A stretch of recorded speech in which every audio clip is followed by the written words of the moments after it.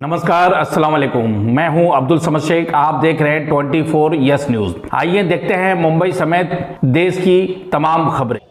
Hello friends, मैं हूं अब्दुल समद शेख। आप देख रहे हैं 24 यस न्यूज़। 2 दिन पहले मालाड कॉलोनी में रामनवमी का शुभ यात्रा जुलूस निकला था, जहां कुछ असामाजिक तत्वों ने यहां पे हंगामा किया और माहौल को ख़राब करने की एक कोशिश की। और ऐसे ही में कुछ समाज सेवक ने वॉलंटियर का काम किया और भीड़ को इकट्ठा होने से बचाया, और जो यहाँ पे माहौल ख़राब होने का डर था उस भीड़ को कंट्रोल किया और भीड़ को कंट्रोल किया। ऐसे ही यहाँ के मशहूर समाज सेवक और बिजनेसमैन जमील मर्चेंट साहब ने भीड़ को इकट्ठा होने से हटाया, भीड़ को हटाया, स्थिति ख़राब होने से बचाया, पुलिस का सहयोग करते हुए। इस सिलसिले में डीसीपी साहब ने और स्थानीय पुलिस ने उनका शुक्रिया अदा किया और थैंक्स कहा कि आपने बहुत अच्छा काम किया है, नहीं तो ये भीड़ अनकंट्रोल हो सकता था और कुछ प्रॉब्लम हो सकता था। आज उनके ऊपर एफआईआर दर्ज कर दिया गया है। उनको शुक्रिया पुलिस ने कहा, थैंक कहा। उसका नतीजा और उसका इनाम ये है कि उन पे ही एफआईआर दर्ज कर लिया गया और बहुत से बेकसूर पे एफआईआर दर्ज हुआ। ऐसा बताया जा रहा है कि एक तरफा कार्रवाई हुई है। जमील मर्चेंट साहब ने कहा कि हमको कोर्ट में जाना होगा तो हम कोर्ट में जाएंगे, चूँकि कार्रवाई गलत हुई है। कैमरामैन सादाब के साथ अब्दुल समद शेख, मुंबई। तो क्या वाकया हुआ था, पूरा मामला क्या है, हमारे दर्शकों को बताइए। देखिए, ऐसा है, 30 तारीख को जो रैली निकली उसका मैं डायरेक्ट आपको अगर समझाने जाऊं तो इसमें क्या होगा कि जो आज की जो घटना घटी है वो पूरी तरह से लोग समझ नहीं पाएंगे। अगर थोड़ा सा समय लेके अगर समझाऊँ मैं तो इस चीज़ को तरीके से यहाँ के जो हिंदू है, मुस्लिम है और जो भी लोग हैं उसको सही समझेंगे और उसको सही अमल करेंगे। तो मसला कैसा है कि 1 साल पहले भी रैली हुई थी, बराबर, और मालनी में हमारा बचपना निकल गया है और पूरे 25-30 साल से मैं मालनी में हूँ, मालनी को देख रहा हूँ। और मालनी में हर धर्म के, हर मज़हब के लोग रहते हैं और हर मज़हब के लोग यहाँ पे रैली, धरना, प्रदर्शन सब करते हैं। तो कहने का मतलब ये है कि आज तक कोई ऐसा दंगा हुआ नहीं। 92 के जो दंगे थे वो पूरी इंडिया में, पूरे हिंदुस्तान में हुए थे, तो इसमें कोई बड़ी बात, वो अचंभे की बात नहीं थी। मसला क्या है कि इतने सालों से जो भी कुछ वहाँ पे जो घटना, रैलियाँ, प्रोग्राम्स हो रहे थे, कहीं कुछ घटना घटी नहीं। मगर इस 2 साल से मालनी का वातावरण जो है लोगों ने ख़राब करने का ठान लिया है। और ज़्यादातर जो मालनी के बाहर के जो हिंदू हैं वो, और जो बाहर के जो बीजेपी और जो भी आरएसएस के जो भी लोग बाहर के लोग हैं, उन लोगों ने उस मालनी को बनाया टारगेट, मतलब मालनी को उन्होंने टारगेट बना दिया। तो मसला कैसा है कि लास्ट टाइम जो रैली हुई थी उस रैली में भी सेम घटना घटी। इसके पहले जैसे गणपति या नवरात्रि जो भी प्रोग्राम्स हुए, उन्होंने अपने अपना टाइम पे जहाँ जहाँ मस्जिद आती, जहाँ मदरसा आता है, वहाँ उन्होंने माइक बंद किया और आगे निकल गए। इसी तरह से कोई अगर मुस्लिम या हिंदू कोई रिक्शा चलाता है या टैक्सी चलाता है, वो अगर मुस्लिम अगर टैक्सी चला रहा है, मंदिर के पास से गुजर रहा है तो अपना टेप बंद कर देता है आस्था के हिसाब से।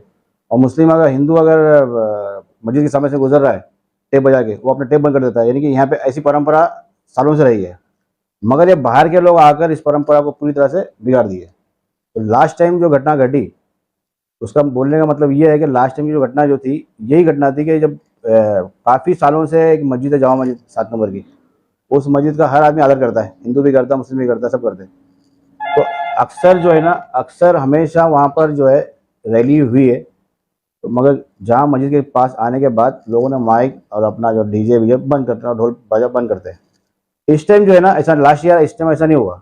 लास्ट ईयर क्या हुआ कि प्लानिंग के तहत जो लोग पूरी तरह से अम्बुजोड़ से निकले, जहाँ जहाँ मस्जिद थी वहाँ पर गाड़ी रुकाकर इतने ज़ोरों में डीजे है, ढोल है, जो भी उनकी जो नासिक ढोल जो भी है, इतना बजाया गया है कि एक तबका जो है ना बिना वजह जो है वो हिंदू भाइयों के जो लोगों में एक नफरत पैदा हो गई मुसलमानों के लिए, और मुसलमानों के लिए हिंदुओं के लिए, मुसलमानों के लिए हिंदुओं के लिए नफरत पैदा हो गई। और डालने वाले कौन थे? जो यहाँ के बाहर के हिंदू और आरएसएस के लोग थे। अब आते हैं इस मुद्दे पे। तो लास्ट टाइम जो रैली हुई थी उसमें जो यहाँ के जो पुराने डीसीपी जो थे ठाकुर साहब और जो एडिशनल कमिश्नर थे पटवाल साहब, उन्होंने उस चीज़ को पूरा देखते हुए अच्छी तरह हैंडल किया और रैली ख़त्म होते ही उन पे केस बनाया और सबको ऐसा एक्शन लिया। और सब कोई जो जितने भी ये साल जितने लोगों ने प्रोग्राम किया जो इसका रैली का, वही लोग थे जो लास्ट टाइम थे। तो मेरा बोलना ये है कि जब लास्ट टाइम ये फसाद दंगे हो चुके थे, तो इस टाइम पुलिस जो यहाँ का डीसीपी है, एडिशनल जो भी महकमा है, उनको उनको पहली बात तो परमिशन को देना नहीं चाहिए था, और दिए तो कुछ कंडीशन में देना चाहिए था। तो कहने का मतलब ये है कि ये रैली वापस अम्बुवाड़ी से निकली, फिर 7 नंबर आई।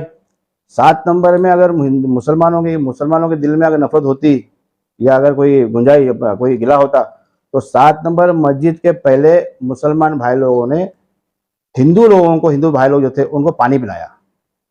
पानी पी के अम्बुवाड़ी से थके हारे आ रहे थे लोग, 7 नंबर मस्जिद के पहले पानी पिलाए, पानी पी के फिर वो ताज़े हुए, और फिर 7 नंबर में फिर आके वही धांधली हुई, वही डीजे बजाए, माइक बजाए, और वहाँ पे भी घटना घटी।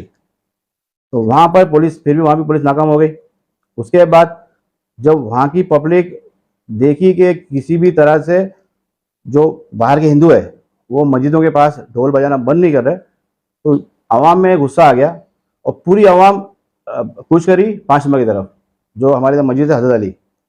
वहाँ पे आने के बाद पूरी पब्लिक जो है, ये जो बिल्डिंग का कंपाउंड है प्राइवेट कंपाउंड है, और जो मस्जिद है उस टाइम नमाज का टाइम नहीं था, तो सारे लोग जो है मस्जिद के उस पार, रोड के उस पार, और जो भी आगे जो भी एरिया है वहाँ थे।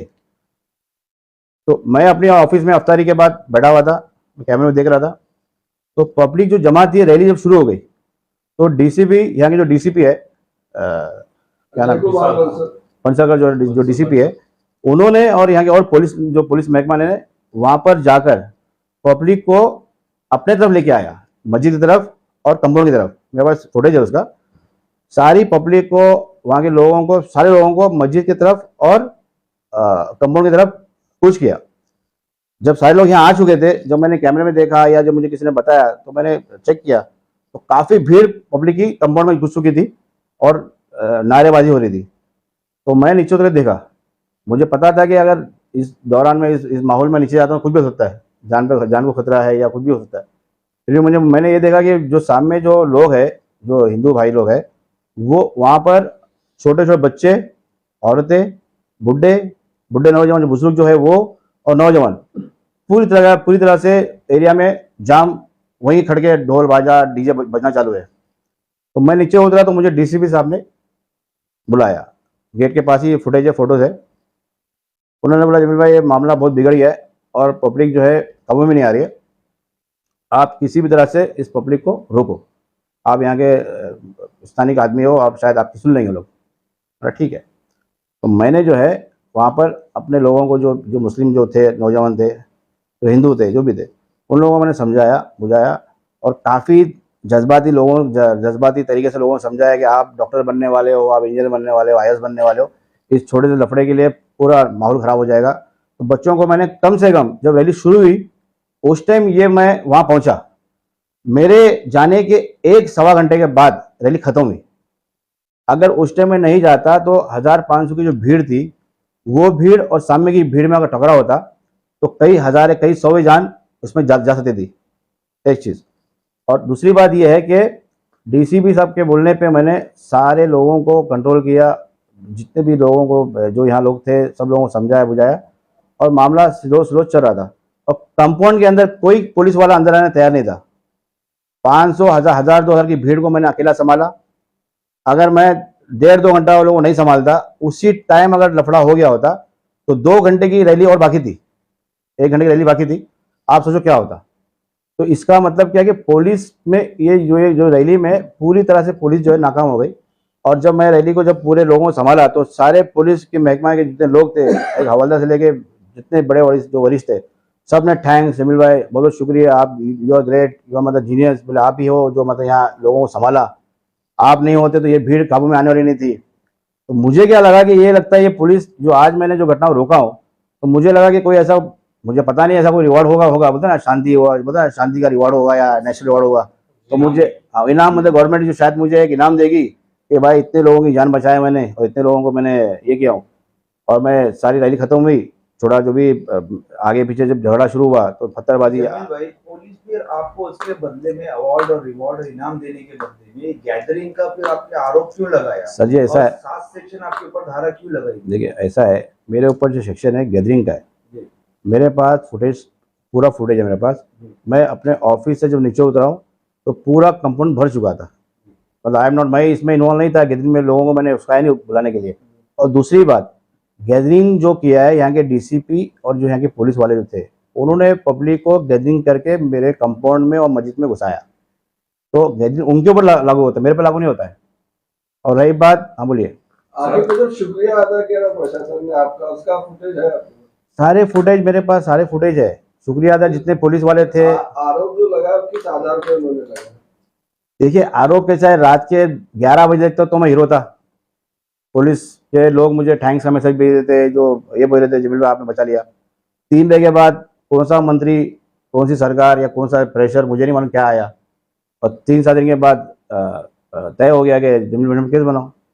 सर जो इतने लोग यहाँ पर आए आपके कंपाउंड में, इतनी जल्दी 10 मिनट या 15 मिनट के अंदर में जो इतने लोग आ गए, तो ये कहीं ना कहीं ऐसा तो नहीं कि आपको या बदनाम करने के लिए या तो आपके पीछे कोई साजिश है? इतने लोग जमा होने का मकसद इतनी जल्दी क्या? देखिए ऐसा है कि साजिश बदनामी एक अलग चीज़ है, मतलब आई एम नॉट पॉलिटिशियन, मतलब पॉलिटिशियन नहीं हूँ मैं, और इस भीड़ जमा होने से मेरा कोई फ़ायदा नहीं है, भीड़ के बिखरने से मेरा कोई फ़ायदा नहीं है। यहाँ पर भीड़ को, जो पब्लिक भीड़, जो कैमरे पर जो फुटेज है, वो फुटेज के, अगर फुटेज में दिखाने जाऊँ आपको, तो फुटेज के हिसाब से पब्लिक ऑलरेडी वहाँ जमा हो चुकी थी रैली के साथ। उस भीड़ को अंदर लाने का काम पुलिस ने किया। इसी जगह को क्यों चुना गया, जो कि आप वहाँ पे अच्छा कोऑपरेट कर रहे थे, लेकिन आपकी इसी बिल्डिंग को क्यों चुना गया? देखिए ऐसा है कि ये बिल्डिंग को 2 साल से 3 साल से जो ना, ये हमारे जो यहाँ के पालक मंत्री है लोधा जी जो है ना, उस मस्जिद को कुछ लोगों ने उनको गुमराह किया है। फिर कुछ लोगों ने कहा है कि ये मस्जिद इलीगल है, ये मस्जिद गलत जगह बनी हुई है, या हिंदुओं की जगहों में बनी हुई है। ऐसा नहीं है, इस मस्जिद को प्रॉपर जो है, मस्जिद को परचेस किया हुआ है, इसका 7/12 है, इसका प्रॉपर्टी कार्ड है, और बनने के बाद इस मस्जिद का प्लान पुटअप किया हुआ है, और उसके बाद इस मस्जिद को वक्फ कर दिया है। तो मैं समझता हूँ पूरी मुंबई में कुछ ही मस्जिद ऐसी है जो वक्फ की मस्जिद जो होती है, उसमें एक मस्जिद ये है। और लोधा जी को समझना ये चाहिए कि लोधा जी एक पालक मंत्री है, इस सरकार के मंत्री है, तो पूरी सरकार के मंत्री पूरे महाराष्ट्र की मतलब जनता है। तो ये मुझे लगता है कि सिर्फ मालूम है कि 8-10 लोग जो यहाँ पे है वो उन्हीं के पालक मंत्री है, और उन्हीं के साथ में उनका समझौता है। तो मेरा कहना यह है कि अगर कोई भी इंसान जब तक इलेक्शन लड़ता है तो पार्टी का होता है, जीतने के बाद वो आम का होता है।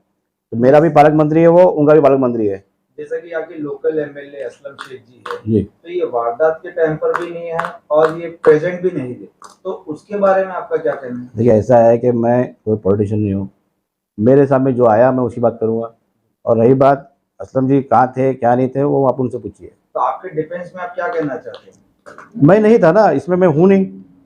आप पे एफआईआर दर्ज हुआ तो आपने प्रशासन से बात किया कि भाई आपने मेरा शुक्रिया अदा किया, उसके बावजूद भी एफआईआर बना दिया? मैंने डीसीपी साहब को फ़ोन किया था, मैंने बोला कि आपने मुझे थैंक्स, और आपने मुझे कहा कि आप जमील भाई आप कुछ भी करो, यहाँ के लोगों को संभालो, और मैंने बोला आप डीजे बंद कर दो, तो आप बोला डीजे बंद होना मुश्किल है, आप यहाँ के लोगों को संभाल लो, और मैं, आप यहाँ संभालो मैं वहाँ संभालता हूँ।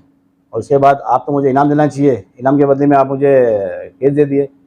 तो उन्होंने कहा कि जमील भाई ऐसा है कि गैदरिंग वहाँ पे पब्लिक जमा कैसा हुई, मतलब आपने जमा किया उसको। मेरे पास, मैंने मोबाइल में बोला उनको कि सर, पब्लिक को, मस्जिद के 100 मीटर के दायरे के अंदर कोई भी चीज बजाने का अलाउ नहीं है, क्या आप मानते हैं इस बात सर को? जी ऐसा है, डीजे बजाने की परमिशन तो मुंबई में है नहीं। इतने जॉइंट सीपी लेवल का ऑफिसर, एडिशनल लेवल का ऑफिसर, डीसीपी लेवल का ऑफिसर वहाँ पे होने के बाद डीजे बजाया, तो लॉ तो खराब हुआ ही, तो कार्रवाई तुम पे होना चाहिए। तो आप मानते हैं कि कानून का उल्लंघन हुआ है यहाँ पे? पूरी तरह से। जी। क्या कोई सोची समझी साजिश थी? देखिए साजिश थी या नहीं थी वो मैं साबित नहीं कर सकता हूँ, वो आने वाले दिनों में मालूम पड़ जाएगा, मगर इसमें जो है पूरी तरह से पुलिस नाकाम रही है। और एक बहुत बड़ा हादसा जो सवे, मतलब कई बच्चे, बूढ़े, हिंदू बच्चे, हिंदू बच्चियाँ, लड़कियाँ, बुजुर्ग जो लोग, और यहाँ के जो नौजवान लड़के आपस में लड़ते मरते, उस हादसे को मैंने रोका हूँ, और उसका जो अल्लाह देगा, उसका जो असर जो है अल्लाह देगा इंशाल्लाह मेरे को। अगला कदम क्या होगा अभी आपका? देखिए ऐसा है कि उन्होंने इनाम के बदले में केस दिया है, तो उसके खिलाफ तो कार्रवाई होगी, अंजाम जो भी होगा उसका, मगर लास्ट दम तक जो है उसके लिए लड़ाई होगी। आपके पास सारे प्रूफ है? सारे एविडेंस है। देखिए ऐसा है कि मेरे ऑफिस बिल्डिंग में 100 कैमरे हैं, CCTV 100 CCTV है, और 200-500 कम से कम लोगों ने शूटिंग निकाला हुआ है। तो और जो उन्होंने शूटिंग निकाला है वो इस सेट निकाला हुआ है, बिल्डिंग के इस सेट। तो सिर्फ जो मुस्लिम लड़कों की फुटेज उनके पास है, जो डोम से निकाला हुआ है फुटेज, जो वहाँ पे जो हिंदू लोगों ने जो पत्थर फेंका, वो उनका फुटेज है क्या नहीं मुझे नहीं मालूम, मगर ये सारी फुटेज यहीं की दिखा रहे हैं। एक तबके को बदनाम करने की कोशिश, एक ही तबके को पूरी सा टारगेट, और एक मंत्री लेवल का आदमी जो लोधा जी जो है, उनको एक बड़ा आदमी होने के कारण अच्छी बात बीच में आके दोनों समाज से मिलना चाहिए, क्या हुआ समझना चाहिए। तो 8 लोगों के पालक मंत्री है, अब अल्लाह ही जाने ऐसा पालक मंत्री क्या होगा। तो क्या आप कहना चाहते हैं सिर्फ एक तरफा कार्रवाई हुई है, दूसरे पक्ष पे कोई कार्रवाई? देखिए एक तरफा कार्रवाई हुई है, दूसरे पक्ष पे कोई कार्रवाई नहीं हुई। अगर ये कार्रवाई दूसरे पक्ष पे भी होना चाहिए, क्योंकि फुटेज दोनों की तरफ, दोनों के पास है, दोनों जगह पत्थरबाजी हुई है। अगर पुलिस किसी सरकार के थ्रू या किसी के थ्रू प्रेशर में आके नहीं करती है तो हम इस चीज़ को लेके कोर्ट, हाई कोर्ट जाएंगे, हाई कोर्ट से इसका न्याय लेंगे।